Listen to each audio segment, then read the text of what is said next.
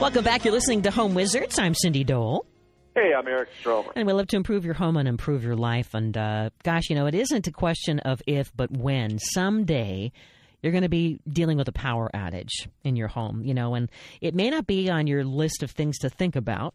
But when we were recently at a trade show looking at all the things that are important for your home, we saw the whole idea of these backup generators that are, they're more than just like a portable one. It is like a constant standalone generator.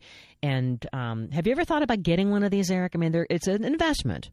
But yeah, I mean, after careful consideration and what we saw at the Builders Show, you realize that there have been more incredibly powerful storms and natural disasters than we've seen in many, many years. So the chances that your whole house or neighborhood is going to lose power is pretty good. Mm-hmm. And what these standalone generators do, they basically look like the size of an air conditioner compressor that you would see outside of your home. Mm-hmm. They're in a really nice case, and as soon as the power cuts out, they kick on.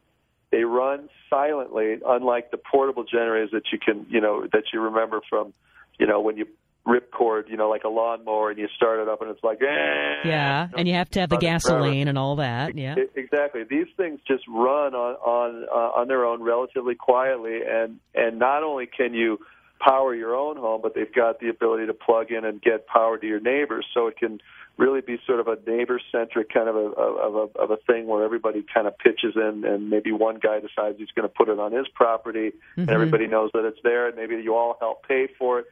They're not affordable, in terms of that you can go out and buy one tomorrow and it's going to be a couple $100. It's going to be the same price as maybe an air conditioning unit would be. Well, this could be the solution to some of those neighborhood tips that go on. That's right. All of a sudden you can you can hold that troublesome neighbor accountable, because now it's like, well, excuse me, I have the juice that you need, and I'm willing to share it, but come on, we got to get over some of these other little issues, like about those trees of yours that are littering my back. Right. and the cat that keeps biting me. Yeah, so all of a sudden, and then another great thing to consider too is if you're someone that has special needs in terms of medical devices that you have to keep going constantly. Critical. You do not want power going out if you have something that keeps you going, for your physical ailment. Yeah. So I think it's a great idea. It's essential. So really, there's two options. You have the portable generators, which is the kind that right now we have in our garage, and is the kind that I grew up with, and I remember my dad in our garage. It would just be sitting there, and 9 times out of 10, he didn't have the gas in the canister to fire it up. You have to make sure that every year that it's tested and ready to run, so that when things do go wrong, you have it. And then, of course, you're going to have to plug it in somewhere. Well, are you going to have power to plug it in, right? Exactly. And so keep in mind that, the greater the energy needs, the more expensive this thing is going to be. And more extensive. It can range from about $1,500 to about $15,000. Yeah, basically your price point. So if you've got a small, 1,200 or 2,000 square foot home, you'll probably be somewhere in the $2,000 to $3,000 range. And for the standalone generators. And then the larger home you have, the more expensive the generator will be. Mm-hmm. But again, the power goes out. This thing seamlessly kicks on. You never knew that you were missing power in the first place. They're really amazing, I think. Another thing to think about, too, beyond the cost and the reliability, I mean, it is a good investment to have the standalone, but what about the whole idea of carbon monoxide when you're using one of those portable generators? I mean, we might not think about it, but that's a dangerous issue, It sure is. The exhaust. If it's running constantly and you're near the garage or something, you've got basically gasoline or diesel fumes continually kicking on around the house. So I think look, a portable generator you're going to get maybe $500, $300 to $500. Yeah, And to your point, you got to have the gas can, you got to have all that stuff ready. If the spark plugs or whatever system it uses to operate are clogged and fouled, it's just a nightmare. So in my book, this is something I think I'm going to invest in, because it just makes sense to me to have the ability to at least run one extension cord and get power for some emergency things. Yep. versus having the whole house light up and be fine. I mean, I don't know if I really need that, but definitely the ability to run a couple of extensions. Yeah, you definitely wanted to have your appliances. So that's one of the keys. Before you're shopping for the generator that's going to suit your needs, you're going to make a list of what the essentials are for you to function for, let's say, anticipate more than less. Just say maybe a week without power. I mean, they say for sure 3 days, but let's go a week, maybe even 2 weeks, because that's how much in our special food and backup emergency kit we have. We have a big trash barrel that's loaded to the gills with 2 weeks of stuff. And yes, I will share with you, Eric, if you are in need. Right. Thank you. I'm glad to hear that. But I mean, you also want to you want to have maybe your refrigerator working, or you want to have some way to cook, or any of those things. So considering how much of an electric load that you need, but then what about the automatic transfer switch that you need to have installed along with this standalone generator? Right, exactly.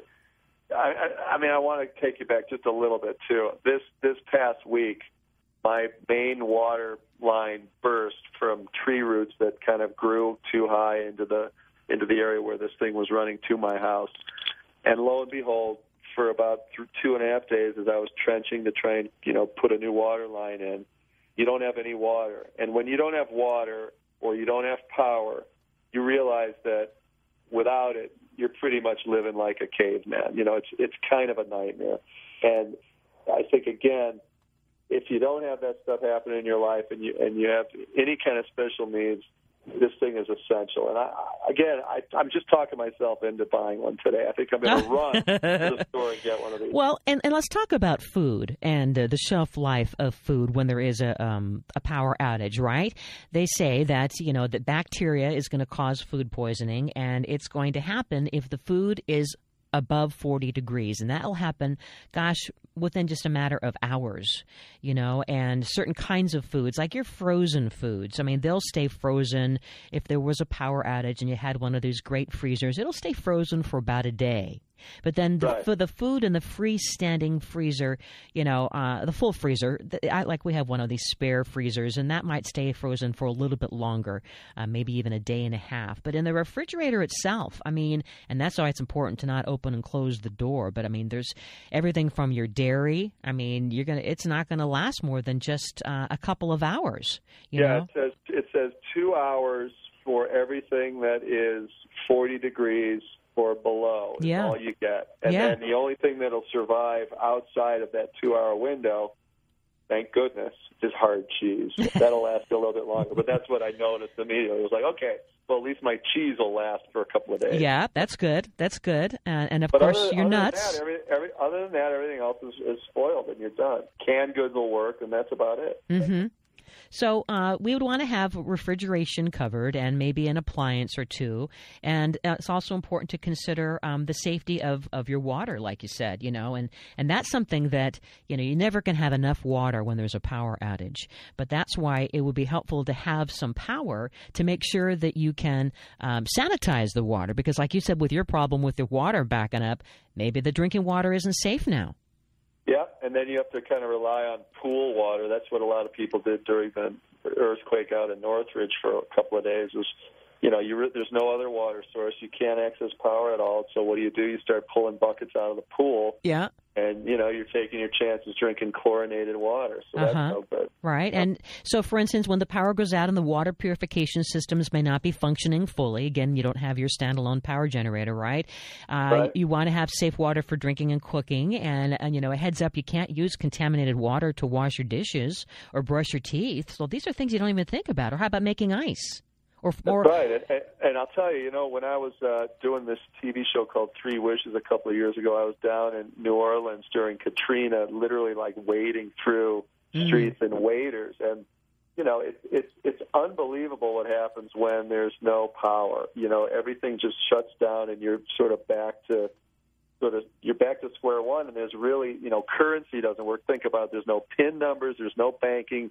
There's no ability to call anybody digitally. All those systems go out. The telephone's down. You're basically on your own. And he who is either A, armed, or B, is surrounded by really nice, loving people, those are going to be the people that make it. Everything else is kind of crazy. And I don't mean to scare everybody, but it's just I've been in it before Mm-hmm. And it's interesting to think about that idea where, as a survivalist, what do you do? Mm-hmm. And basically, the only thing you have, especially, if you're with a family, are canned goods and potable water. And if you don't have that, you're kind of up the creek a bit. So, and, of course, it helps to have the power. That's it. So that's why one of these generators would basically make you like the mayor of your neighborhood, and everybody would gather around. See, now you have leverage. Everyone loves you. Anyway, so check it out. We'll have all this information on the website at yourhomewizards.com to help make sure that you can make the right decision to stay safe regardless of when the power may just go out sometime, right? Coming up next, we're going to give you some great ideas on what to do with that wall that has nothing going on. It's blank. It needs some love. Eric Stormer, Cindy Dole. You're listening to Home Wizards.